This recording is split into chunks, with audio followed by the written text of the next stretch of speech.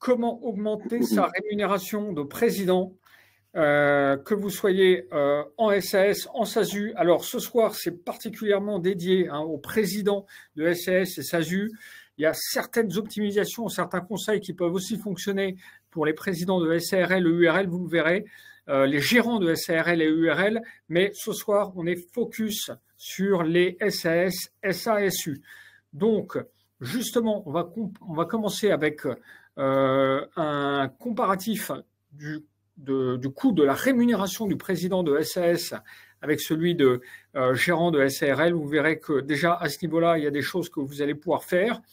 On parlera ensuite des compléments de rémunération, 0% d'impôt, tout ce que vous pouvez mettre en place autour de votre rémunération pour payer moins de charges sociales et donc pour augmenter plus votre rémunération.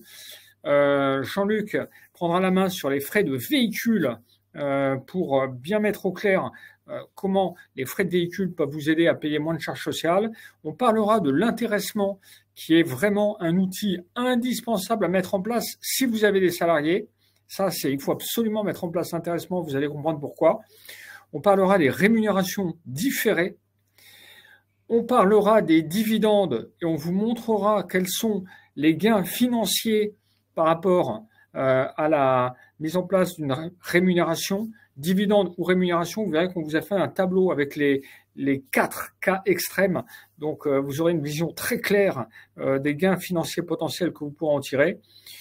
On parlera d'un sujet dont vous nous parlez souvent, c'est président et micro-entreprise. Est-ce que c'est possible? Est-ce que je peux créer une micro-entreprise à côté de ma SASU ou de ma SAS et facturer mes clients ou facturer directement la SAS? On va vous donner notre vision là-dessus. Et puis, on vous montrera un beau tableau récapitulatif à la fin. Vous pourrez faire une capture écran et coller ce tableau au-dessus de votre ordinateur et de votre bureau pour mettre en place dans les semaines qui viennent, les mois qui viennent, les 7 optimisations dont on va vous parler ce soir. Donc, une thématique très, très intéressante parce qu'elle va vous permettre de payer moins de charges sociales, moins d'impôts. Et si vous payez moins de charges sociales et moins d'impôts, eh bien, vous allez pouvoir augmenter votre rémunération. C'est l'objectif de ce soir, que vous repartiez ce soir avec peut-être une idée, peut-être 2 idées, peut-être 3 idées faciles à activer, des idées, des solutions faciles à activer et que de cette façon, d'ici une demi-heure, vous aurez fait des économies sur des solutions qui vous permettront de payer moins d'impôts. Hein, Jean-Luc, c'est l'objectif. Ouais. Donc un beau programme là en perspective avec beaucoup d'idées pour en effet récupérer l'argent de votre société sans charge et sans impôt. Alors, on va commencer tout de suite très fort par un tableau que vous ne verrez nulle part ailleurs. C'est nous qui vous l'avons concocté. C'est ce tableau. Alors ce tableau, qu'est-ce qu'il dit? Il vous montre le niveau de cotisation sociale qu'en tant que président, vous payez sur votre rémunération nette en fonction de votre rémunération. Je vous décrypte le tableau. Donc, vous le voyez, entre 0 et 46 368, c'est-à-dire le plafond de la sécurité sociale, vous payez en cotisation sociale 66,12% de votre rémunération nette. Donc, pour 10 000 euros de rémunération, vous allez payer 661 euros de cotisation sociale. 10 000 euros net dans votre poche, ça coûte à l'entreprise, en plus des 10 000 euros, 6 612 euros de cotisation sociale, 66%. Et comme ça, ce taux de cotisation, il reste stable jusqu'au plafond de la sécurité sociale, qui est de 46 368 euros par an, bien évidemment, rémunération annuelle par an.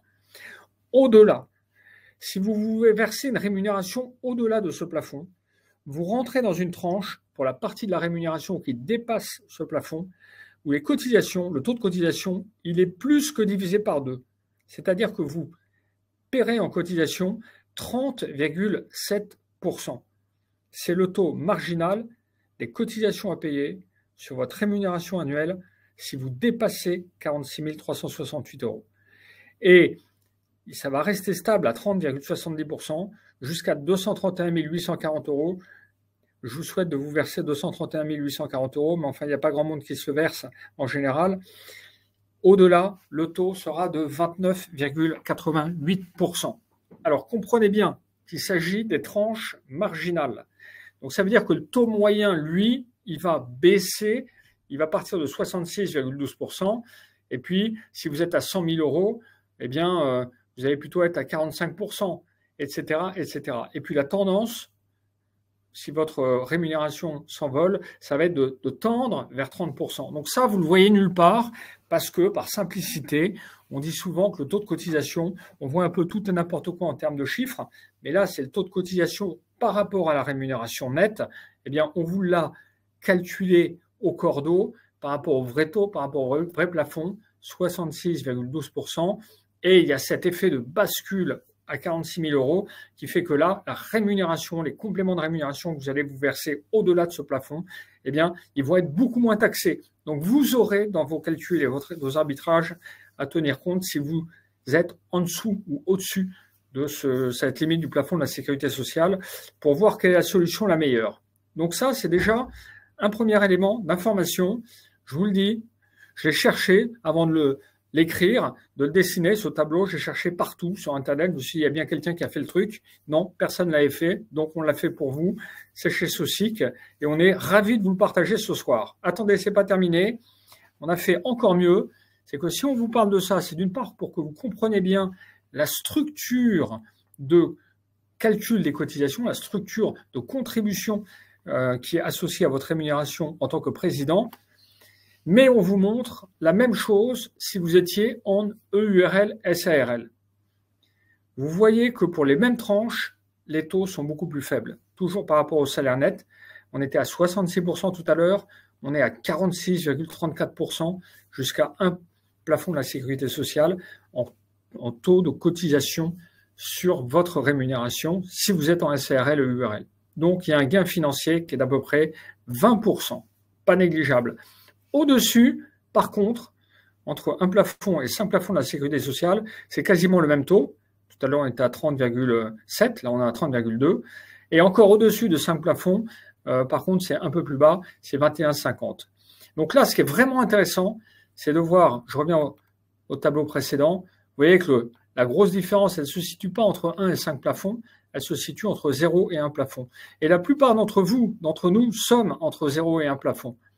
Donc, le gain financier que vous allez pouvoir faire, vous pouvez faire un gain financier si vous voulez augmenter votre rémunération.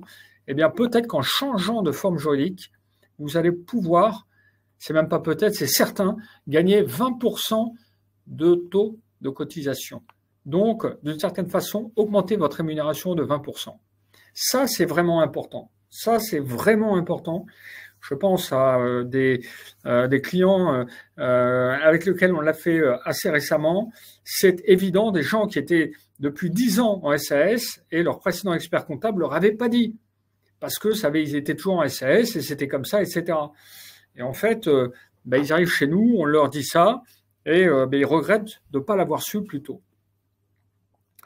Donc ça, c'est vraiment un premier point parce que là, on parle quand même gros sous, 20% sur 50 000 €.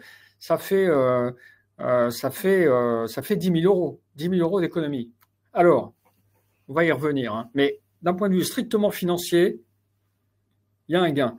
Donc, là, un petit tableau comparatif qui présente d'une certaine façon, de la même façon, mais sous un autre angle, ce qu'on vient de voir avant, en fonction de votre rémunération nette mensuelle, voilà les cotisations sociales que vous payez. Donc, vous voyez, 1 000 €, vous payez 661 € de charges sociales, 2 000 €, 1 322. Donc, vous voyez que jusqu'à à peu près 4 000 €, on ne change pas. On est à 66%. Et puis après, le taux de cotisation, ça c'est le taux de cotisation moyen, vous voyez qu'il descend doucement. Donc, c'est 52% si vous payez 10 000 €. Si vous avez une rémunération nette mensuelle de 10 000 € en président de SAS, vous avez payé 52%, encore une fois, de votre net. Même chose pour le président de gérant. Et vous voyez que là, les chiffres, on retrouve les chiffres de tout à l'heure, 46%, et puis ça commence à baisser, 39%. Alors, on s'est arrêté à 10 000 €, mais on aurait pu mettre 20 000 €, 30 000 € par mois. Enfin, ça ne présente pas non plus vraiment d'intérêt parce que, encore une fois, vous n'êtes pas nombreux à vous verser plus de 10 000 € par mois. Donc, vous voyez qu'à 10 000 euros, 39%, 52%. Donc ça fait quand même là une économie de quand même pas négligeable. 39,52, ça fait 2 000 euros par mois. Donc 24 000 euros à la fin de l'année pour celui qui se verse 10 000 euros par an. Vous voyez, donc, premier conseil, première action à entreprendre pour baisser votre cotisation et augmenter votre rémunération, c'est, on vient de le dire, de transformer votre SAS en SARL ou SASU en EURL. Ça se fait, c'est pas hyper simple, mais c'est une opération, il y a à peu près 1000 euros de frais juridiques, de formalités. Ça prend un peu de temps, mais bon, on est là pour le faire, donc on peut vous accompagner dans cette démarche si vous décidez de le faire. Évidemment, il ne faut pas oublier de le dire, c'est que si les taux sont moins élevés en SARL et URL, c'est principalement parce qu'au niveau de la retraite, les droits en termes de retraite vont être moins élevés pour le gérant de SARL ou URL que le président de SAS. Donc, si votre priorité est purement financière, c'est-à-dire de vous verser le plus vite possible la rémunération la plus élevée possible, clairement, il faut aller vers la SARL ou URL.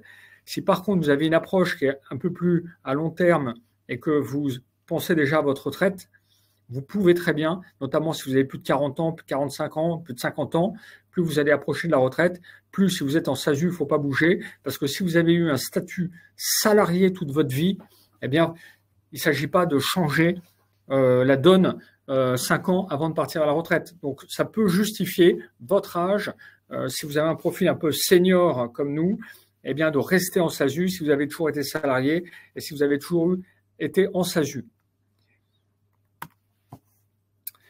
Je continue avec 3 compléments d'impôt 0%. 3 compléments, pardon, 0% d'impôt. 3 compléments, 0% en impôt. Donc des compléments de rémunération sur lesquels il y a 0 cotisation sociale, 0 impôt sur le revenu et qui sont en plus déductibles fiscalement du bénéfice de la société. C'est quand même pas mal.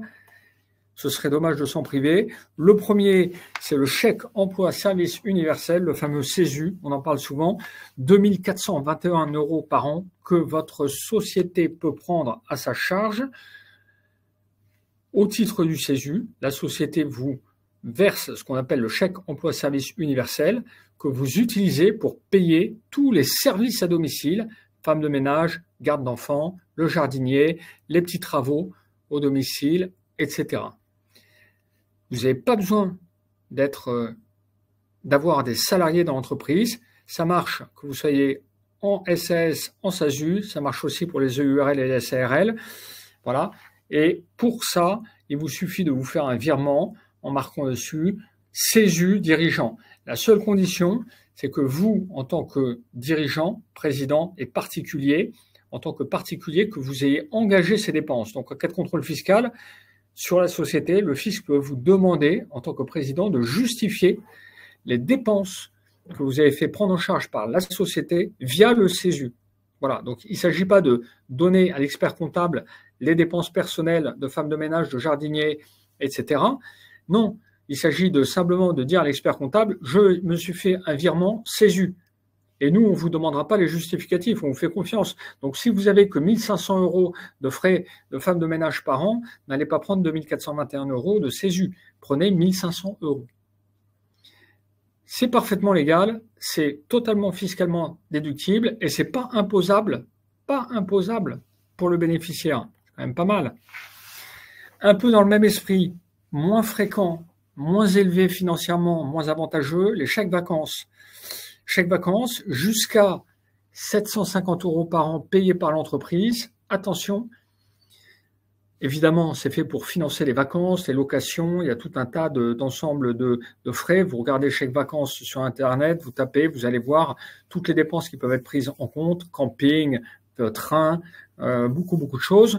La seule chose, c'est que là, l'entreprise va prendre en charge jusqu'à 80% du montant des chèques vacances, ce qui veut dire que vous allez devoir contribuer en partie en tant que bénéficiaire. Vous devez prendre au moins 20% des chèques vacances à votre charge. Voilà. Le montant des chèques vacances dépend du niveau de la rémunération. Donc là, je vous ai fait une vision très simplifiée. J'ai bien marqué jusqu'à 750 €. Mais si vous versez plus de 3 500 € par an, c'est pas 750 €, c'est 450 €. Et puis attention, il faut avoir au moins un salarié dans la société pour en profiter en tant que président. Un salarié, non pas le président assimilé salarié. Vous êtes président assimilé salarié, vous n'êtes pas salarié assimilé salarié. Ça veut bien dire ce que ça veut dire. Vous n'êtes pas salarié dans le sens où il n'y a pas de lien de subordination dans l'entreprise. D'accord? Donc, il faut au moins qu'il y ait un salarié dans l'entreprise pour que vous puissiez mettre en place le chèque vacances, lui proposer aux salariés. Et puisque vous êtes dirigeant, eh bien, vous aussi, vous y avez droit. Mais vous n'y avez pas droit s'il n'y a pas de salarié, ou vous n'y avez pas droit s'il y a un salarié et que vous ne lui proposez pas. Et puis, moins original, mais souvent sous-estimé, la mutuelle. La mutuelle, en fait, il faut bien comprendre le rôle de la mutuelle, parce qu'on connaît tellement que pour finir, on ne réalise plus vraiment. Mais la mutuelle, ça permet de passer dans les charges de votre entreprise vos frais de médecin, de pharmacie. Donc des dépenses personnelles. Les dépenses de pharmacie, c'est la mutuelle qui vous les rembourse. C'est votre mutuelle qui vous les rembourse. Or, la mutuelle, elle est payée par votre entreprise. Donc, c'est une façon détournée qui permet à l'entrepreneur, au dirigeant, au président de SASU, de faire payer les soins de la famille, des enfants, tous les frais de pharmacie par l'entreprise, sans évidemment donner les frais du médecin, la note du médecin à l'expert comptable, qui ne saurait pas quoi en faire, mais en prenant le contrat, en se faisant rembourser, vous connaissez le système, et bon, c'est la société qui paye les cotisations de la mutuelle. Et les lunettes de vue, et aujourd'hui avec les offres il faudrait le dire pas trop fort, mais avec les offres des lunetiers, les lunettes de soleil aussi. Donc, la mutuelle est une façon aussi de faire passer ces lunettes de soleil dans les charges de la société. Bon, c'est pas des gros montants, mais on est quand même là pour vous donner des bons conseils. En tous les cas, c'est 0 cotisation sociale, 0 impôt sur le revenu. Profitez-en, puisque tout ça, ça vous permet de payer moins d'impôts et moins de cotisations sociales. On continue avec les frais de véhicule, et c'est Jean-Luc qui va nous parler des frais de véhicule. Ah, Jean-Luc. Oui, merci déjà Xavier pour ta présentation. Donc on voit qu'il y a pas mal de leviers en effet déjà pour réduire ces impositions, ces cotisations sociales. Donc là, on va continuer à dérouler. Alors on va parler des frais de véhicule. Alors les frais de véhicule, en effet, c'est un sujet là pour beaucoup d'entrepreneurs. Comment gérer son véhicule? Est-ce qu'il faut l'acheter soi-même? Est-ce qu'il faut l'acheter sur la société? Alors on va voir en fait la solution, elle est assez simple.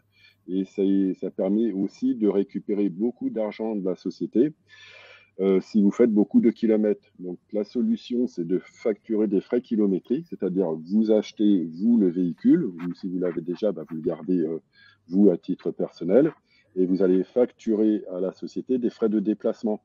Donc quand on était salarié, on le faisait tous, on faisait des notes de frais pour se rembourser des frais de déplacement. Là, vous pouvez le faire également en tant que président de SASU.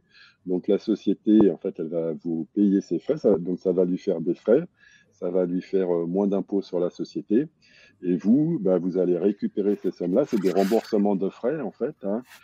Et ces sommes-là, comme c'est des remboursements de frais, c'est pas imposable, il n'y a pas de cotisation sociale. Donc indirectement, si vous voulez, c'est des rémunérations, des rémunérations indirectes qui sont complètement défiscalisées. Donc, si par contre vous faites pas beaucoup de kilomètres, dans ces cas-là, c'est plus intéressant, vous, de l'acheter sur le compte de la société. En effet, si vous n'avez pas beaucoup de frais kilomètres, vous n'allez pas pouvoir faire des notes de frais importantes. Donc, autant que ça soit la société qui l'achète, et la société, elle pourra amortir le véhicule. L'amortissement, c'est en fait quand on achète un bien immobilier, un investissement, on le déduit sur plusieurs années. Puis ça va vous permettre de déduire l'entretien du véhicule, l'assurance, tous ces frais-là qui vont passer en frais de la société. Alors par contre, il faut faire attention, c'est que si vous l'utilisez aussi à titre personnel, Vous ne pourrez pas tout déduire sur la société. Il faut calculer ce qui s'appelle un avantage en nature, puisque du coup, en effet, vous en bénéficiez, vous, en partie. Et si vous n'avez pas de fiche de paye, si vous n'êtes pas salarié, c'est un peu compliqué de déclarer un avantage en nature, puisqu'en fait, l'avantage en nature, il se met sur les fiches de paye pour calculer les cotisations sociales. Donc, dans ces cas-là, c'est un peu complexe, donc il faut mieux rester sur les frais kilométriques. Enfin, c'est pour vous dire que c'est assez simple, en fait. Si vous ne faites pas beaucoup de déplacements, achetez-le sur la société. Si vous en faites beaucoup, faites des frais kilométriques et vous verrez, en fonction des véhicules, ça peut se chiffrer assez vite sur l'année. Dans certains cas, on arrive à 10 000 euros par an, donc c'est pas mal. Ça permet de récupérer ces sommes-là sans aucune imposition. Alors voilà, bah là, on vous donne un exemple. Si vous faites 5000 km par an, vous pourrez vous faire rembourser 3190 K pour un petit véhicule, hein, un véhicule de 5 chevaux. Si vous faites 20 000 km par an, ça peut aller jusqu'à 8540. Alors, il y a un barème, hein, il y a un barème qui est publié tous les ans par l'administration fiscale. Il est publié en général en début d'année. Et en fonction de la puissance fiscale de votre véhicule, vous avez un barème qui est plus ou moins intéressant. Après, il est assez compliqué, hein, le barème. Quand vous regarderez, ça dépend si vous faites plus ou moins de 5000 km, entre 5000 et 20 000 ou plus de 20 000. Mais il faut se référer à ce barème, en fait, pour pouvoir se faire rembourser des frais kilométriques. Après, c'est un peu contraignant aussi, les frais kilométriques. Normalement, il faut tenir un cahier qui justifie quotidiennement le nombre de kilomètres que vous avez fait et qui vous êtes allé voir. Donc, il y a ça comme contrainte qu'on n'a pas évidemment quand on achète le véhicule. Si le véhicule il appartient à la société, on n'a pas à justifier des déplacements qu'on a fait. Mais si vous faites les frais kilométriques, l'inconvénient éventuellement qu'il peut y avoir, qui peut rebuter certains d'entre vous, c'est de faire le suivi du nombre de kilomètres qu'on parcourt tous les jours. Alors, un petit point de détail. Si vous achetez le véhicule sur la société, donc vous avez ce qui s'appelle une taxe sur les véhicules de société. Alors maintenant, ça ne s'appelle plus comme ça puisque ça a été scindé en 2 taxes, mais généralement, c'est le terme qu'on continue d'employer. Donc, si une société achète un véhicule, il y a une taxe sur les véhicules de société. Ça va dépendre du nombre de CO2, en résumé, là, du véhicule. Donc, s'il n'est pas polluant du tout, par exemple, vous achetez un véhicule électrique sur la société, là, vous n'avez pas la taxe sur les véhicules à payer. Par contre, si c'est un véhicule polluant, en effet, vous aurez une taxe de véhicule sur les sociétés à payer. Alors que vous n'avez pas à la payer si vous faites des frais kilométriques, avec néanmoins une exception, si vous faites plus de 15 000 km par an, là, vous pouvez avoir éventuellement la taxe à payer, mais c'est quand même très rare parce qu'on a des systèmes d'abattement qui fait que même au-delà de 15 000 km, avec les abattements, on aura assez peu de taxes à payer. Voilà, donc en résumé pour les frais de véhicule. Donc c'est une solution en effet, surtout quand on démarre et qu'on ne peut pas au début se prendre de rémunération. Ça peut être une solution pour sortir de l'argent de la société, pour avoir un minimum de revenus pour pouvoir sortir de l'argent de la société. Alors, on va passer maintenant à l'intéressement. Alors, l'intéressement, c'est vraiment un outil formidable. En fait, c'est l'outil le plus puissant pour sortir de l'argent de la société. Surtout que depuis quelques années, maintenant, les dirigeants y ont droit. Au tout début, les dirigeants n'y avaient pas droit, mais bon, ça fait maintenant un certain temps que vous pouvez en bénéficier. Il y a le gouvernement aussi qui met en place des mesures assez incitatives, puisqu'il y a quelques années, il y avait un forfait social qui allait jusqu'à 20%, qui a été abaissé, qui est passé après à 8%, et maintenant qui a complètement disparu. Maintenant, il reste quasiment presque plus rien de charges sociales, il reste 9,7. C'est la CSG, CRDS, ça touche tous les revenus. Quels que soient vos revenus, vous avez toujours un minimal CSG, CRDS à payer. Donc, du coup, ça fait très peu de taxes, hein, puisque si vous distribuez 100, il va vous rester 90,3 dans votre poche. Alors, comment ça fonctionne? Alors, déjà, il faut avoir au moins un salarié. C'est un peu l'inconvénient. Si vous voulez le mettre en place, il faut avoir un salarié dans l'entreprise, sans vous compter vous, hein, évidemment, hein, qui peut être même à temps partiel. Alors, donc vous pouvez mettre votre conjoint. Hein, on fait beaucoup. On met en place des contrats d'intéressement là où il suffit de mettre votre conjoint. Bon, il faut essayer quand même de justifier qu'il ait un petit travail administratif, mais ça peut être un travail à temps partiel. Donc, avoir d'un salarié à temps partiel et l'intéressement, en fait, ça consiste en quoi? Quand vous faites votre bilan en fin d'année, vous allez avoir un bénéfice. Et ce bénéfice, vous pouvez dire qu'il est distribué aux salariés, et vous, hein, en l'occurrence. Après, on a des plafonds. Quand même, le plafond, c'est 20% de la masse salariale. Mais cette somme-là, en fait, elle va aller dans les frais de la société. Donc, c'est comme une rémunération, en fait, c'est comme une prime. Et vous, après, vous allez pouvoir l'apercevoir. Donc, vous pouvez l'apercevoir, soit vous l'apercevez directement, cet intéressement. Dans ces cas-là, vous allez payer l'impôt sur le revenu, mais vous pouvez le mettre sur un plan d'épargne entreprise. En général, c'est ce que beaucoup font. Et le fait de le mettre sur le plan d'épargne entreprise, en fait, il va être exonéré d'impôt sur le revenu. Par contre, il va être bloqué 5 ans. Et tous les ans, après les 5 ans, vous pourrez ressortir l'intéressement qui avait été versé sur le plan, sans charge, sans impôt sur le revenu, et avec en plus les intérêts également qui ne sont pas imposables. Alors l'intéressement, il y a beaucoup d'avantages, on ne va pas forcément développer ici, mais c'est quelque chose vraiment qui est très souple en fait. On peut mettre en place des formules de calcul qui sont à l'initiative du chef d'entreprise, avec des plafonds. Si par exemple vous avez peur en fait qu'il soit trop élevé l'intéressement, vous pouvez dire que ça sera plafonné par salarié à 1 000 euros. Vous pouvez dire qu'il ne se déclenchera pas à partir d'un certain montant de bénéfices. Donc on a énormément en fait de marge de manœuvre, de flexibilité, et il est valable pour 3 ans, sachant que tous les ans on peut faire des avenants. Si, par exemple, la société, je sais pas moi, son chiffre d'affaires, il a explosé, puis qu'on se retrouve avec un intéressement qui risque d'être très élevé. Donc, on peut faire un avenant qui va modifier éventuellement les formules de calcul. Donc, c'est vraiment très intéressant, très souple, très flexible, et dans la mesure du possible, c'est vraiment intéressant à mettre en place. Alors, le premier boost, c'est donc verser sur le plan d'épargne entreprise pour que vous, en tant que personne physique, vous ne payez pas d'impôt sur le revenu. Et le troisième booster, là, qui est également très intéressant, c'est ce qui s'appelle l'abondement. C'est-à-dire que si vous versez sur le plan d'épargne entreprise, la société, elle va pouvoir verser jusqu'à 3 fois ce que vous avez mis à titre personnel. Bon, avec des plafonds quand même. Mais si par exemple, vous mettez 1 000 euros sur le plan d'épargne entreprise, la société, vous voyez, elle va pouvoir mettre 3 000 euros, pareil, qui vont passer dans les frais de la société, et vous qui iront sur le plan d'épargne entreprise et qui ne seront pas imposables. Donc, c'est un moyen vraiment très puissant pour sortir de l'argent de la société sans charge. Hein, vous voyez, c'est ridicule, hein, il n'y a que 9,7% de charge. Ça va faire réduire votre impôt société de 15 ou de 25%, et vous, pas d'impôt sur le revenu à titre personnel.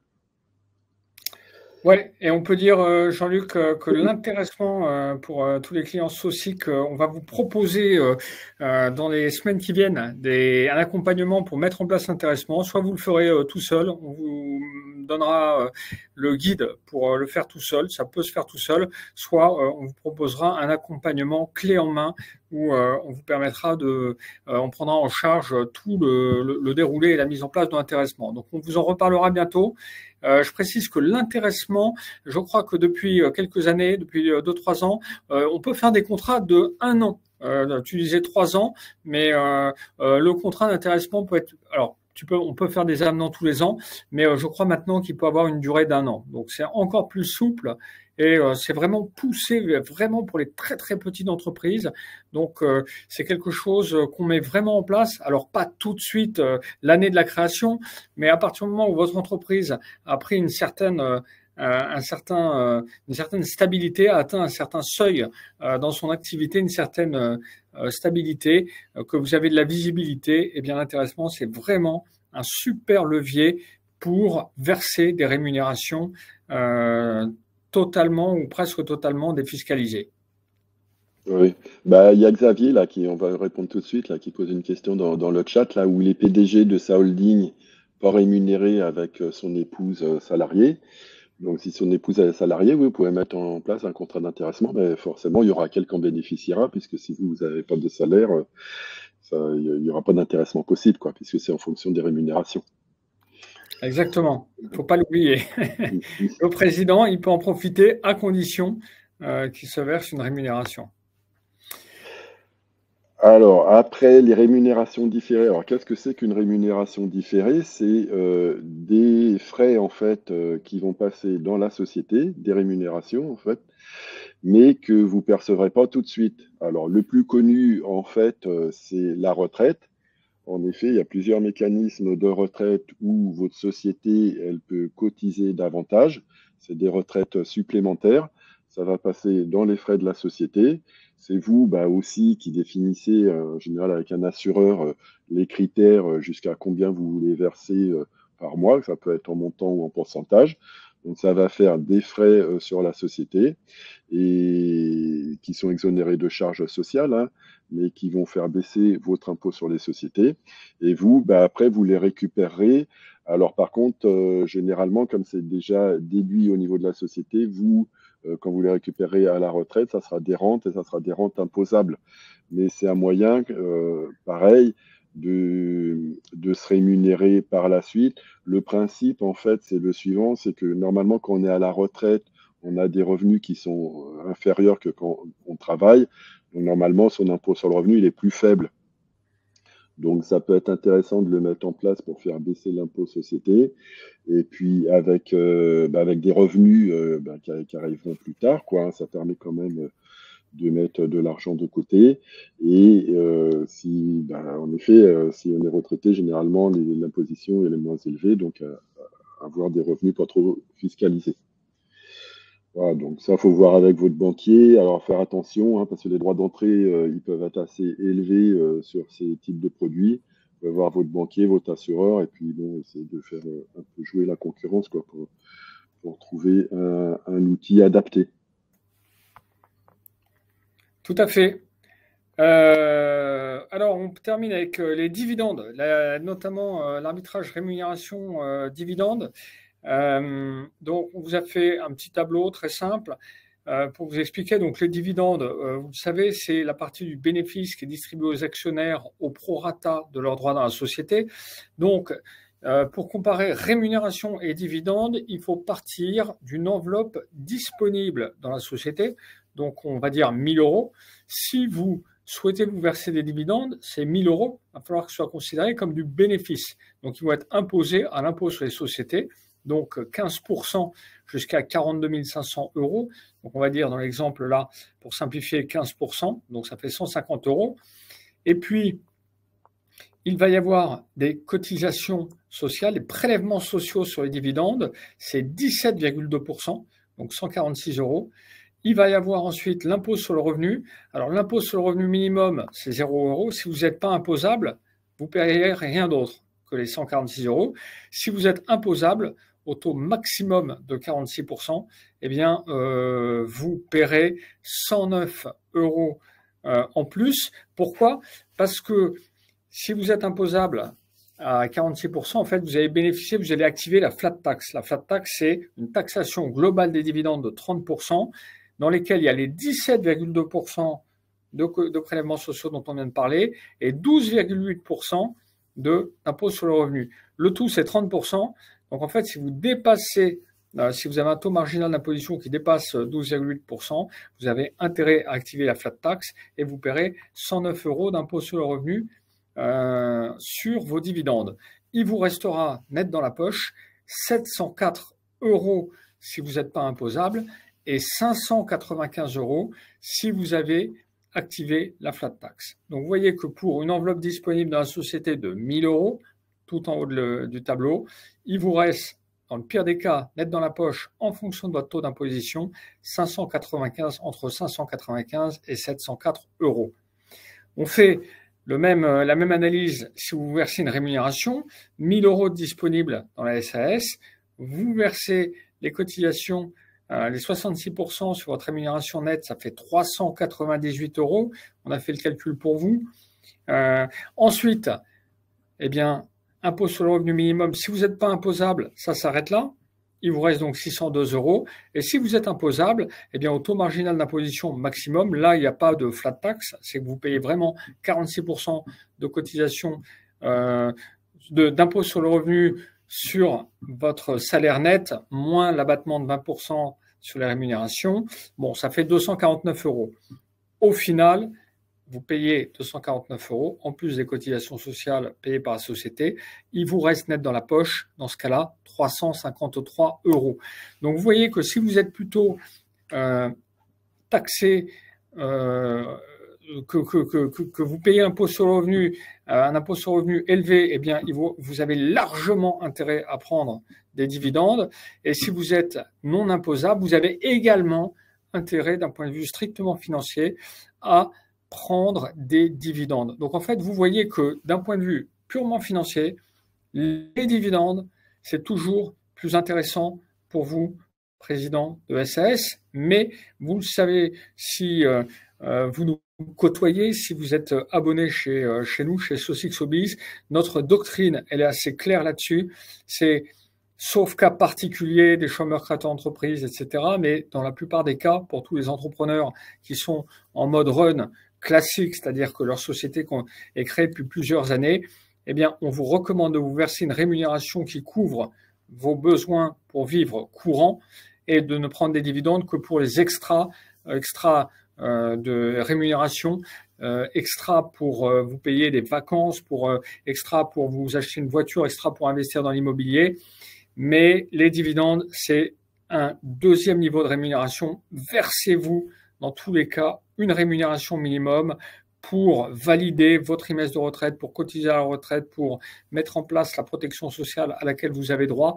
Mettez en place une rémunération. Et puis les dividendes, ça vient si vraiment vous en avez les moyens. Et surtout, n'oubliez pas, si vous avez fait du bénéfice. Donc les dividendes, il ne faut pas chercher à s'en verser la première année d'activité, parce que tant qu'on n'a pas fait son premier bilan, il ne peut pas y avoir de dividendes. Mais vous le voyez en SAS, les dividendes, très clairement, c'est quand même la bonne stratégie de rémunération dans une perspective purement financière. Voilà, les dividendes sont financièrement plus intéressants que les rémunérations, quel que soit votre niveau d'impôt sur le revenu. Attention, ils ne donnent droit à aucun avantage social, retraite, allocation familiale, etc. C'est pour ça que, on vous le dit, utilisez-les comme un complément de rémunération. Si on schématise et si on prend la moyenne des cas qu'on accompagne, au-delà de 45 000 euros pour un célibataire, ça dépend de votre train de vie, ça dépend de plein d'éléments, mais en général, c'est ça, jusqu'à 45 000 euros, versez-vous une rémunération. Au-delà, eh bien, versez-vous des dividendes. Si vous vivez en province, c'est un peu moins de 45 000 euros, ça peut être 40, ça peut être 35, ça dépend, encore une fois, de beaucoup d'éléments. Mais c'est pour vous donner un peu un cadre et des tendances. Ce soir, on est là pour vous partager de façon synthétique les tendances, pas pour faire du cousu humain pour chacun, mais de vous donner des pistes.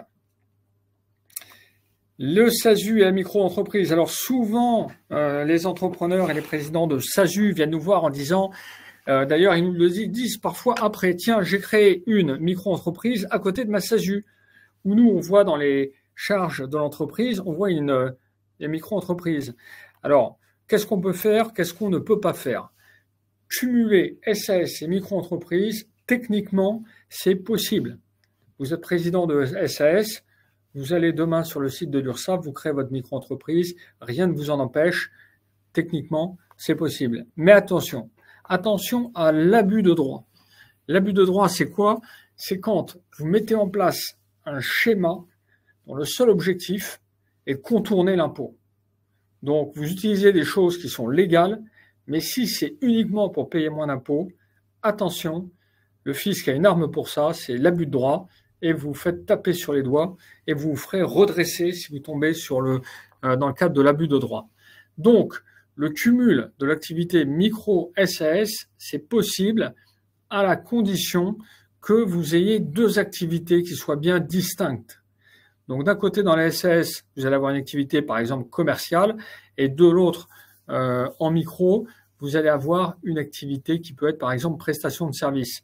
Donc, si vous êtes, par exemple, si vous faites du conseil, vous pouvez très bien mettre le conseil dans la micro et la formation, si vous faites de la formation à côté, dans la société. Bon, donc ça, c'est la première chose à bien imprimer, à bien retenir. Deux activités distinctes, une dans chaque structure.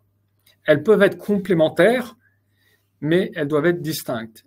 Attention si elles sont complémentaires. Il ne faut pas que vous les commercialisez sur le même site Internet. Parce que là aussi, si vous les mettez sur le même site Internet, on voit bien qu'on s'adresse à la même clientèle, on produit deux services pour finir, c'est un peu la même activité. Donc, idéalement, si vous avez deux activités complémentaires, deux sites Internet, là, vous limiterez les risques. Bon. Et si vous voulez vraiment, vraiment, vraiment limiter les risques de redressement, eh bien, l'idéal, c'est que dans la SAS, vous ayez un associé ou que vous ayez un président qui ne soit pas vous. Donc, qu'il y ait une dynamique entrepreneuriale qui soit différente dans la SAS que celle de votre micro où vous êtes seul chez vous. Micro-entreprise, on est toujours seul. Micro-entreprise, c'est entrepreneur solo. D'accord? Et à ce moment-là, si vous avez bien orchestré tout ça, structuré tout ça, si vous avez peut-être un petit associé qui vous aide de près ou de loin dans la SAS, eh bien, à ce moment-là, c'est beaucoup plus crédible. Vous avez bien structuré les choses, vous avez deux offres bien distinctes, complémentaires mais distinctes, deux dynamiques entrepreneuriales différentes qui peuvent expliquer le fait que vous avez d'un côté la micro, de l'autre la SAS. L'autre chose que vous devez retenir, l'erreur à ne surtout pas commettre, c'est qu'en tant que président de SAS, créer une micro à côté et la micro facture son client qui est la SAS. Là, vous l'avez compris, pas besoin de vous faire un dessin, c'est de la triche purement et simplement, c'est-à-dire que c'est une rémunération déguisée. Là, vous courez le risque fiscal et le risque URSSAF. En cas de contrôle fiscal, vous ferez redresser. En cas de contrôle URSSAF, vous ferez redresser. Ils considéreront que les honoraires que la SAS a reversés à la micro, bien évidemment, c'était du salaire. Et au lieu de payer 21% de cotisation sociale sur ce qui a été payé par la SAS, eh bien, vous paierez plein pot les 75% plus les pénalités qu'aurait dû verser la SAS si elle vous avait versé un salaire. Donc évidemment, oh là là, surtout oubliez l'idée qui consisterait à ce que le président ait une micro à côté et le facture. Alors on vous en parle parce qu'on le voit ça. Ah oui, mais moi, mon cousin, il a mis ça en place et ça marche très bien. Ça marche très bien tant qu'il ne s'est pas fait contrôler. Le cousin, le jour où il se fait contrôler, il se fait redresser sur 3 ans et ça lui coûtera, excusez-moi, mais ça lui coûtera une blinde. Parce que il devra payer les cotisations sociales, il devra payer, s'il a bénéficié du versement fiscal libératoire au titre de l'impôt sur le revenu dans la micro-entreprise, il devra payer l'impôt sur le revenu à plein pot.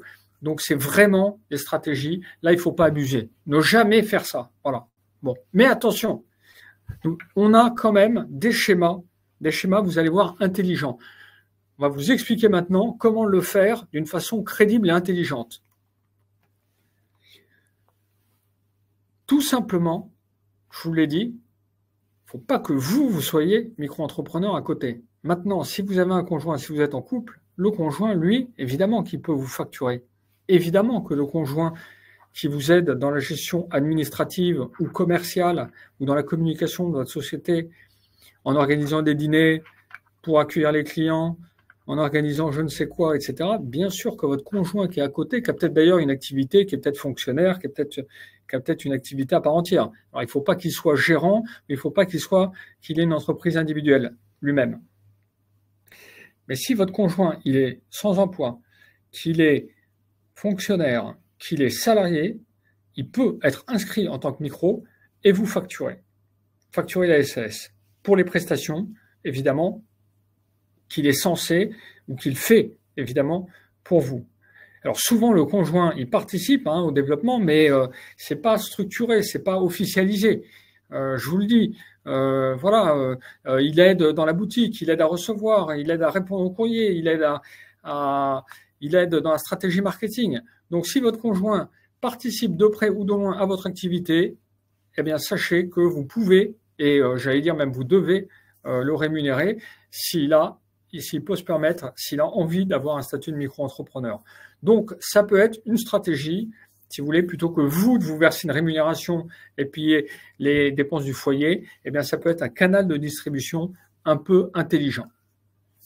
Voilà, donc c'est un peu important d'y penser. Alors, sachez que statut de micro, mais vous pouvez la jouer encore plus fine avec le conjoint salarié payé au SMIC. Pourquoi c'est intéressant? Parce que si votre conjoint est salarié payé au SMIC, il va y avoir deux avantages par rapport à la micro.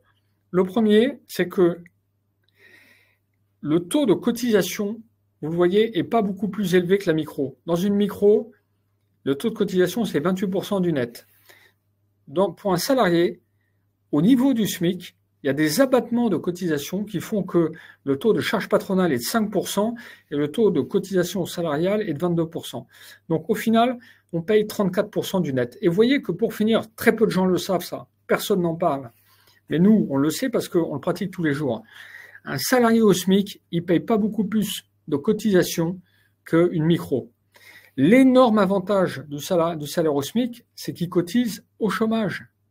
Donc si vous mettez votre conjoint non pas en micro, mais en salarié au SMIC, vous allez non seulement pouvoir lui verser des rémunérations faiblement taxées, mais dans le peu de cotisations que vous allez payer, il va bénéficier de l'assurance chômage.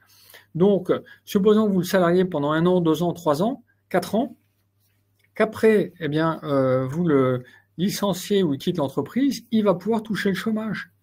Donc là, c'est vraiment la stratégie, j'allais dire la stratégie ultime. En tout cas, c'est une stratégie qui est vraiment intéressante financièrement et en termes de droits sociaux.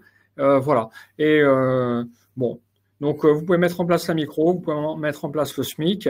Alors sachez que en tant que dirigeant, si vous rémunérez le SMIC, vous ne bénéficierez d'une part pas des cotisations de chômage du Pôle emploi, parce que en tant que dirigeant, vous cotisez pas, mais vous ne bénéficierez pas non plus des cotisations sociales, des abattements sur les cotisations sociales. Les abattements sur les cotisations sociales, c'est pour les salariés et ça ne profite pas aux dirigeants assimilés salariés. Donc le conjoint, c'est une façon de structurer sa rémunération. Encore une fois, il faut qu'il y ait un travail réel, il ne faut pas non plus mettre en place des emplois fictifs. Voilà, on n'est pas des hommes politiques.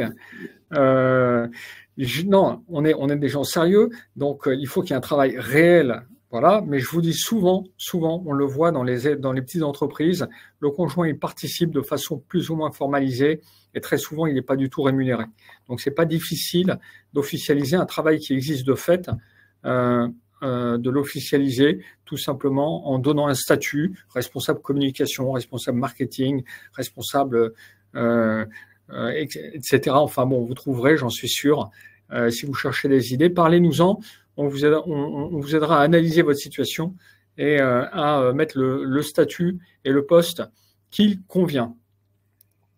Allez, on termine. Je vous l'avais promis, on vous l'avait promis avec le tableau, le hit parade. Alors regardez bien ce tableau. Voilà, ce tableau, il résume tout. Donc, il est très simple. Combien ça coûte à votre entreprise pour que vous touchiez 100 € d'indemnité kilométrique? Quel que soit votre niveau d'imposition, ça coûte 100 € à l'entreprise. Donc, c'est d'une efficacité 100%. Efficacité 100%, c'est-à-dire ça coûte 100 à l'entreprise, 100 dans votre poche. On ne peut pas faire mieux. Si, il y a les dépenses avec les crédits d'impôt, mais on n'en a pas parlé ce soir.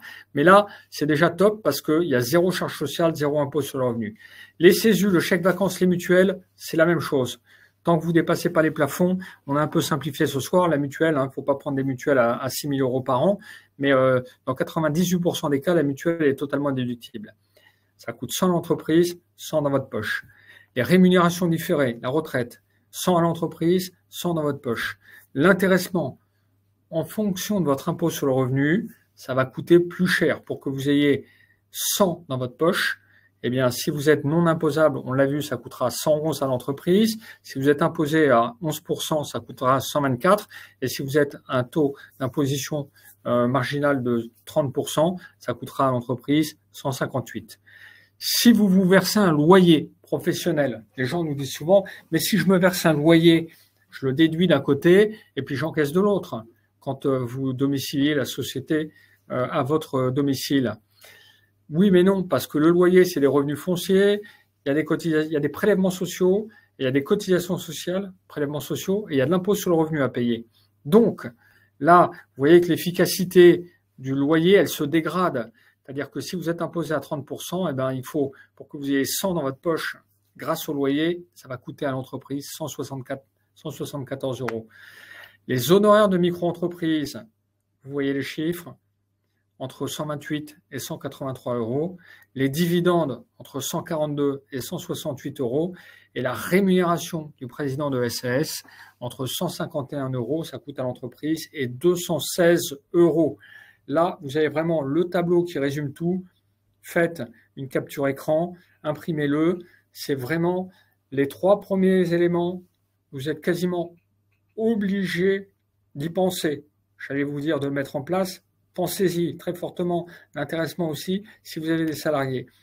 Donc là, vous avez un tableau vraiment avec, vous le comprenez, l'efficacité de chacune des stratégies, de chacun des outils qui vous sont proposés pour pouvoir, au lieu de vous verser uniquement une rémunération qui est vraiment dans la queue du peloton, le bas du tableau, au lieu de vous verser que des rémunérations, pensez à utiliser les différentes canaux de prélèvement, de rémunération, appelez ça comme vous voulez.